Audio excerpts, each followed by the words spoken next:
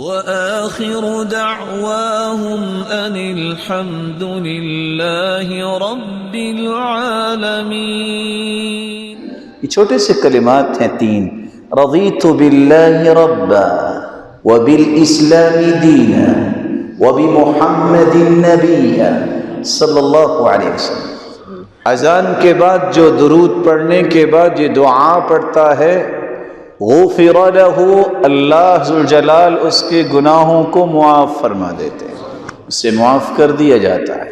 دوسرا انعام، من خاف من امیرہ ظلما، جو کسی بھی بادشاہ کے ظلم سے خوف کھاتا ہے کہ ظالم بادشاہ مجھ پہ ظلم نہ ڈھائے، اور یہ کہہ دیتا ہے رضیت باللہ ربا وبالاسلام دینا وبمحمد النبی صلی اللہ علیہ وسلم، نجاہ اللہ من.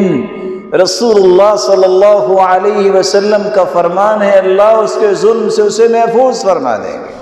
رسول اللہ صلی اللہ علیہ وسلم نے فرمایا من قال حین یصبح وحین یمسی ثلاثا رضیت باللہ ربا وبالاسلام دینا وبمحمد النبی، صبح و شام یہ کلمات کہنے والا اس قدر عظیم انسان بن جاتا ہے، اللہ کے پیارے پیغمبر قیامت کے دن اس کے سفارشی بن جائیں.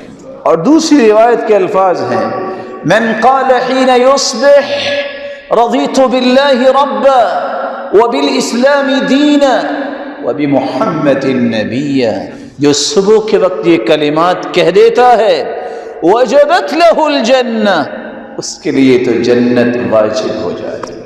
اور چوتھی روایت کے الفاظ اس قدر قیمتی ہیں انا الزعیم لآخذن بیدی حتی ادخلہ الجنہ، جو یہ کلمات کہتا ہے میرے صحابی گواہ رہنا، اللہ کے رسول فرماتے ہیں میں ضامن ہوں، میں اپنے ہاتھ سے اس کا ہاتھ پکڑ کے اسے جنت میں داخل کروں.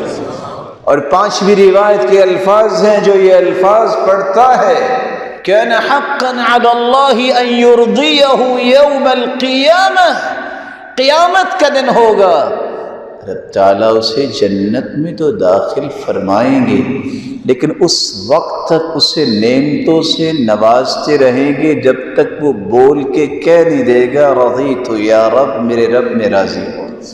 اللہ مجھ سے اور آپ سے راضی ہو جائے.